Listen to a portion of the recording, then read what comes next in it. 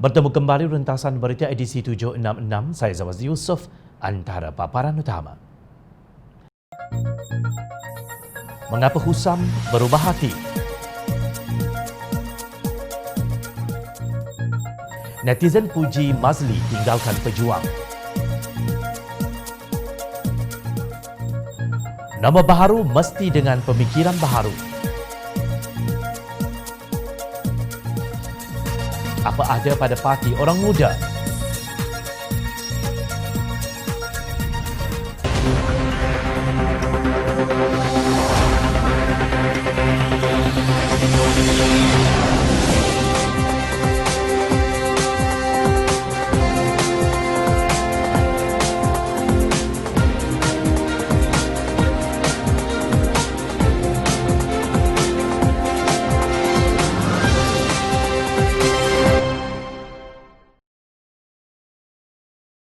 Assalamualaikum dan salam sejahtera. Datuk Husam Musa menjelaskan bahawa beliau rasa pilu ketika memasuki persidangan Dewan Negara selepas kejatuhan Kerajaan Pakatan Harapan kerana 16 senator yang baru dilantik oleh Tan Sri Muhyiddin Yassin sebagai Perdana Menteri adalah kota yang tidak diisi oleh Tun Dr. Mahathir sebelumnya. Menurut Husam, pemimpin Pakatan Harapan termasuk tokoh masyarakat dan veteran tentera jauh lebih layak dilantik mengisi kekosongan itu ketika Pakatan Harapan masih berkuasa. Disebabkan kota sebanyak 16 kerusi itu tidak diisikan setelah sebahagiannya telah kosong sekian lama, ia membolehkan Tan Sri Muhyiddin mengisikannya dengan mudah. Peluang Pakatan Harapan telah berlalu seakan telah disengajakan ditinggalkan kosong tidak diisi sejak pengisian pertama hampir 2 tahun sebelumnya. Beliau berkata demikian sebagai mengulas kenyataan Naib Presiden Amanah Datuk Mahfuz Omar seperti disiarkan oleh portal berita online Free Malaysia Today.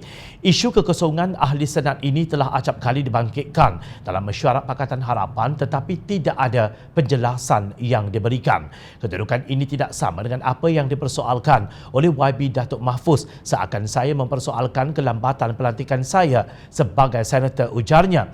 Beliau berharap penjelasan ini boleh menghentikan kekeliruan yang berbangkit. Terdahulu dalam satu program di DHM Channel, beliau mendakwa kejatuhan Kerajaan Pakatan Harapan dirancang sejak hari pertama menjadi kerajaan. Bagi saya, kejatuhan kerajaan ini sudah dirancang dari awal. Self-engineered. Dia berjalan sendiri. Sampai masa, jatuh. Menurutnya, perkara tersebut sudah banyak kali dimaklumkan kepada pucuk pimpinan parti sejak tahun lalu, termasuk kepada Timbalan Presiden Amanah, Datuk Seri Salahuddin Ayub. Husam berkata tindakan Tun Dr. Mahathir Mohamad melengah-lengahkan pelantikan 16 kekosongan senator pada zaman Pakatan Harapan seolah-olah beliau sudah simpan orang untuk dilantik kemudian di Dewan Negara seperti Zahid Mat Arif dan Tengku Datuk Seri Zafrul Abdul Aziz dan lain-lain. Akibatnya Dewan Negara kini dikuasai oleh Kerajaan Perikatan Nasional. Beliau membuat analogi setiap sesuatu yang berlaku ada petanda oleh Allah, termasuk kiamat yang ada tanda-tanda kecil dan besar sebelum ianya berlaku, ujarnya. Husam berkata sekiranya pembangkang sekarang mahu menggunakan jurutera yang sama iaitu Tun M bagi merampas kerajaan, ia hanya membuang masa. Beliau berkata Pakatan Harapan sangkut kerana tidak move forward. Banyak cara lagi, bukan kata senang, tetapi selain Tun M jadi PM semula, ada beratus lagi jalan yang ada, katanya. Mengulas mengenai khabar angin, Ahli Parlimen Gua Musang Tan Sri Tengku Razali Hamzah bekerjasama dengan Tun M menubuhkan kerajaan perpaduan. Beliau menganggap ia membuang masa. Saya dengar Tun 6 bulan jadi PM, kuli pula 6 bulan. Ini buang masa. Saya sudah sampaikan salam kepada orang yang baik dengan kuli, baik bekerjasama dengan Datuk Seri Anwar Ibrahim, ujarnya. Mahfuz dalam kenyataannya juga berkata, apa yang disebut Husam itu adalah pandangan peribadinya, bukan pendirian rasmi Amanah. Ahli Dewan Undangan Negeri Meru, Ustaz Muhammad Fakhurazi Mukhtar, dalam hantaran di Facebook berkata, saya sayang Datuk Mahfuz tapi saya bersetuju dengan Datuk Husam. Inklusif dalam amanah tidak menghalang untuk ahli bersuara. Kita bukan walaun. Justru masing-masing fikirlah bagaimana kita nak merubah kalau masih teruja untuk menggunakan jurutera yang sama sedangkan kita sudah ada penggantinya. Ahli Parlimen Simpang Renggam Mazli Malik mengumumkan menarik diri daripada jawatan kuasa penaja Parti Pejuang pada 2 November lalu. Saya Mazli Malik, Ahli Parlimen Simpang Renggam, dengan ini mengumumkan penarikan diri sebagai ahli jawatan kuasa penaja penubuhan Parti Pejuang, katanya dalam satu kenyataan. Mazli menjelaskan keputusannya meninggalkan Pejuang berdasarkan dapatan fakta melalui kajian lapangan dan tinjauan terperinci terhadap aspirasi dan kehendak majoriti rakyat. Saya yakin rakyat sudah muak dengan politik percaturan kuasa oleh pihak politikus elitis. Rakyat mahukan ahli politik yang fokus berkhidmat dan benar-benar menyelesaikan masalah yang dihadapi mereka kini, ujarnya. Justru beliau dikatakan tidak akan menyertai mana-mana parti politik dalam masa terdekat. Sebaliknya, ahli Parlimen Simpang Renggam itu mahu bergerak melalui NGO dan memberi tumpuan kepada kerja-kerja kebajikan di kawasan Parlimen berkenaan. Sebelum ini, bekas Ketua Pemuda Bersatu Armada Syed Saddiq Abdul Rahman juga tidak terlibat dalam penubuhan Pejuang, malah beliau menubuhkan parti sendiri yang berbilang kaum, iaitu Ikatan Demokratik Malaysia atau dikenali sebagai MUDA. Apa yang menarik pada penarikan diri Mazli daripada menjadi anggota penaja Pejuang ialah kenyataannya yang secara tersirat mengaku kewujudan percaturan kuasa oleh pihak politikus elitis. Beliau tidak menamakan identiti politikus berkenaan. Sebelum itu, khabar angin bertiup kencang bahawa beliau di antara ahli parlimen secara individu menyokong Datuk Seri Anwar Ibrahim sebagai Perdana Menteri ke-9. Namun pencalonan Anwar Ibrahim itu tidak disertai oleh Tun Dr. Mahathir yang mengeluarkan kenyataan bahawa beliau tidak menyokong sesiapa sebagai Perdana Menteri. Tidak lama selepas itu, Pejuang mengeluarkan kenyataan mencalonkan negarawan tersebut sebagai Perdana Menteri ke-9 pada pilihan raya umum ke-15. Sudah terang lagikan bersuluh kenyataan Mazli di Facebook beliau tentang penarikan diri dari Parti Pejuang itu sehingga hari ini mendapat lebih 20,000 emoji suka, ketawa dan simbol hati, iaitu tanda sayang. Kenyataannya mendapat lebih 4,400 komen dan lebih 1,800 perkongsian. Apabila diteliti, rata-rata netizen mengucapkan kata-kata terbaik, tahniah dan alhamdulillah serta kata-kata perangsang. Sementara itu, edisi bahasa Inggeris memuatkan beberapa komen yang turut menyokong tindakan Mazli. Mereka berpendapat tindakan Mazli itu paling waras yang dilakukan sejak menjadi ahli parlimen dan kemudiannya Menteri Pelajaran. Netizens juga melihat tindakan Mazli itu adalah tepat kerana he says if one has passion and opportunity, things can happen. I'd like to believe meninggalkan parti yang asabiah. Tun Dr. Mahathir sepatutnya sedar bahawa masa depan politik Pejuang masih kabur.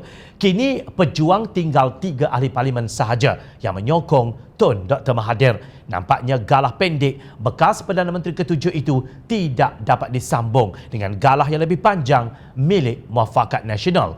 Justru sewajarnya pemimpin Pejuang memikirkan semula kedudukannya. Adakah mereka mahu menjadi kuasa ketiga yang hanya memecahkan undi atau benar-benar berjuang demi kesejahteraan rakyat? Apa sebenarnya yang cuba dicapai oleh Pakatan Harapan dalam Belanjawan Perpaduan 2021? Datuk Seri Dr. Mujahid Yusof berkata kerajaan terpaksa memberi banyak kerana berhadapan dengan masalah COVID-19, tetapi ia terhalang kerana adanya kekangan keuangan. Kerana itu perlu adanya prioritization, iaitu keutamaan akibat constraint keuangan itu. Maka perlu menggunakan instrumen yang menjadi kekangan kepada pencapaian sasaran tersebut. Prioritization. Iaitu kita meletakkan apakah keutamaan kita. Kerana kalau tidak ada keutamaan ini, maka apa yang akan dikeluarkan nanti dengan banyak yang kita kena buat, tapi tak ada keutamaan, maka ini akan menjejaskan financial constraint yang ada kepada kita. Itu satu. Tidak boleh ada blanket dalam menggunakan instrumen. Beliau mengambil contoh wang KWSP yang perlu dilihat dari segi keperluan. Kita kena perlu membezakan antara sasaran yang benar-benar memerlukan dengan yang tidak memerlukan, katanya. Krisis menyebabkan kerja, kata Mujahid. Krisis akan mencipta peluang. Peluang apa? Peluang untuk berganjak. Beliau mempersoalkan bagaimana kita hendak berubah kepada normal baharu jika cara kita berfikir masih dengan cara lama. Bagaimana hendak bergerak ke normal baharu jika undang-undang masih lapuk dan berpegang dengan budaya. Macam mana kita nak meyakini norma baru kalau cara kita berfikir masih lama? Macam mana kita nak katakan norma baru kalau proses yang kita ada adalah proses yang lama? Macam mana kita nak kata norma baru kalau undang-undang yang kita ada ini undang-undang lapuk? Macam mana kita nak katakan norma baru kalau budaya kita itu masih lagi budaya yang lama? Untuk mengimbangi krisis politik dan krisis pandemik, kita tidak boleh menggadaikan asas-asas demokrasi. Dan berkata demikian dalam program bicara YB Datuk Seri Dr. Mujahid Yusof siri ke-10 yang bertajuk Bajet 2021, apa akan jadi malam kemarin. Ketika ditanya mengenai kabinet yang bersaiz XXXL, beliau turut mempersoalkan kabinet obes Perikatan Nasional. Pembentukan kabinet itu bukan di atas keperluan, pembentukan kabinet itu di atas tawar-menawar kuasa untuk kerajaan Perikatan Nasional, ujarnya. Beliau melihatnya sebagai merosakkan asas-asas, satu simptom yang amat berbahaya. Menurut beliau, tidak pernah dalam sejarah ahli parlimen perlu memegang jawatan JLC. Ini gila, kata Mujahid. Jika bajet tidak berganjak daripada keadaan yang lama, ia akan gagal untuk merangkul norma baharu. Mengulas mengenai kenyataan ahli Parlimen Pasir Salak, Datuk Seri Tajuddin Abdul Rahman, Datuk Seri Nazir Aziz dan Datuk Seri Azalina yang tidak setuju mengenai peruntukan yang sama bagi ahli Parlimen Pembangkang, beliau berkata, Confidence and Supply Agreements atau CSA merupakan satu persetujuan blok-blok dalam Parlimen untuk bersetuju atau berkecuali bagi meluluskan usul kerajaan termasuk RUU perbekalan atau bajet. Beliau menjelaskan amalan ini dibuat di kalangan parlimen negara lain dalam keadaan parlimen tergantung atau hang kerana kerajaan adalah minority, a minority government. Kata Mujahid, akhirnya peruntukan ahli parlimen adalah untuk rakyat yang diwakilinya. Amalan di Malaysia selama ini ialah ahli parlimen pembangkang tidak mendapat peruntukan langsung. Kesimpulannya, beliau menyarankan supaya kita mengubah cara kita berfikir dengan melakukan pembangunan lestari. Dari segi politik, kita mahu mempertahankan demokrasi. Nama baharu tetapi pemikiran cara lama tentu tidak boleh mencapai sasaran. 17 September lalu, Jabatan Pendaftaran Pertubuhan ROS meluluskan penubuhan Parti Ikatan Demokratik Malaysia atau lebih dikenali sebagai MUDA oleh Syed Saddiq Syed Abdul Rahman yang juga ahli Parlimen MUA. Difahamkan keahlian Parti MUDA oleh bekas Menteri Belia dan Sukan itu dipandang serius kerana mempunyai pemimpin daripada pelbagai latar belakang usia dan bangsa yang mewakili semua lapisan masyarakat serta agama. Ahli Parlimen Rembau yang juga Menteri Sains, Teknologi dan Inovasi Khairi Jamaluddin Abu Bakar berkata ada pemimpin politik memandang rendah MUDA dan menganggap parti baharu tidak akan berjaya. Kita alu-alukan sesiapa yang nak tubuhkan parti. Ini adalah persaingan sihat dalam politik. Ini juga peluang bagi parti lama, bukan saja UMNO tetapi juga parti lain untuk melihat semula usaha nak dekati orang muda. Saya lihat kenyataan sesetengah pemimpin kita parti muda tidak ada pengaruh dan akan gagal. Saya rasa ini bukan sikap yang matang. Kita kena ambil serius mengenai penubuhan parti muda itu, katanya seperti dipetik Berita Harian. Khairi yang juga bekas Ketua Pemuda UMNO berkata, penubuhan parti itu juga satu wake up call kepada parti lama yang patut beri ruang kepada orang muda bergerak aktif dalam parti. Beliau berkata sekiranya dasar parti tidak mesra dengan orang muda, sudah pasti orang muda akan memilih parti yang mewakili mereka. Justru parti lama iaitu UMNO perlu berubah agar tidak ketinggalan dan mengambil iktibar sekiranya mahu mendapat sokongan generasi muda. Beliau mengimbas dirinya ketika menjadi Ketua Pemuda UMNO. Saya usulkan supaya lebih ramai calon muda untuk beri keseimbangan, tetapi saya lihat tidak begitu ramai, katanya. Menurut beliau, lebih ramai pengundi muda dalam pilihan raya umum akan datang selepas pindaan Perlembagaan Persekutuan yang membolehkan warga negara yang berusia 18 tahun didaftar sebagai pemilih secara automatik. Inilah yang disebut oleh Datuk Husam Musa bahawa semua pemimpin harus berlapang dada demi Malaysia. Mereka harus berlapang dada menerima kehadiran parti baharu yang mensasarkan orang muda. Ini kerana parti lama dilihat gagal untuk membawa anak muda mendekatinya. Lebih-lebih lagi jika parti lama itu gagal meningkatkan prestasi sedia ada. Parti-parti politik di Malaysia sama ada di pihak kerajaan maupun pembangkang masih cenderung membariskan orang lama dalam pucuk pimpinan dan seterusnya menjadi wakil rakyat. Ini menyebabkan lompong-lompong luas dalam pemikiran kepimpinan yang seringkali gagal menggarap sinergi baharu sebagai bekalan menghadapi perjuangan pasca COVID-19 nanti. Sebenarnya, ini bukan zaman membalik mikrofon atau jeritan hidup Tun, Tan Sri atau Datuk Sri lagi. Jeritan-jeritan itu hanya gejala memanjangkan lagi hayat elit-elit politik yang rakus membina empayar sendiri, bukan demi kemajuan masyarakat dan negara. berlapang dadalah menyambut pandangan anak muda walaupun mungkin ada yang terlalu bersifat perfeksionis mahupun kebudak-budakan. Jika tidak diberi peluang, sampai bila mereka akan menjadi matang? Apa guna berpaut pada era dan pendekatan yang lama sedangkan negara lain sudah jauh meninggalkan kita? Pemimpin lama harus bersedia melepaskan jawatannya untuk diserahkan kepada pemimpin generasi baharu.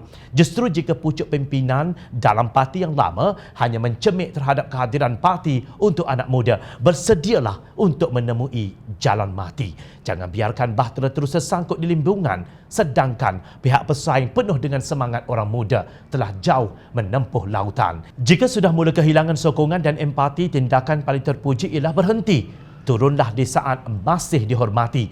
Jangan hanya bercakap tentang meremajakan parti sedangkan hakikatnya kalian hanya mementingkan diri. Rakyat memerhati. Teruskan bersama kami di Jom Channel dan layari portal jomchannel.net untuk mendapatkan berita politik tanah air. Saya Zawazi Yusof. Terima kasih untuk perhatian dan penilaian anda. Assalamualaikum. Salam sejahtera. Kita jumpa lagi.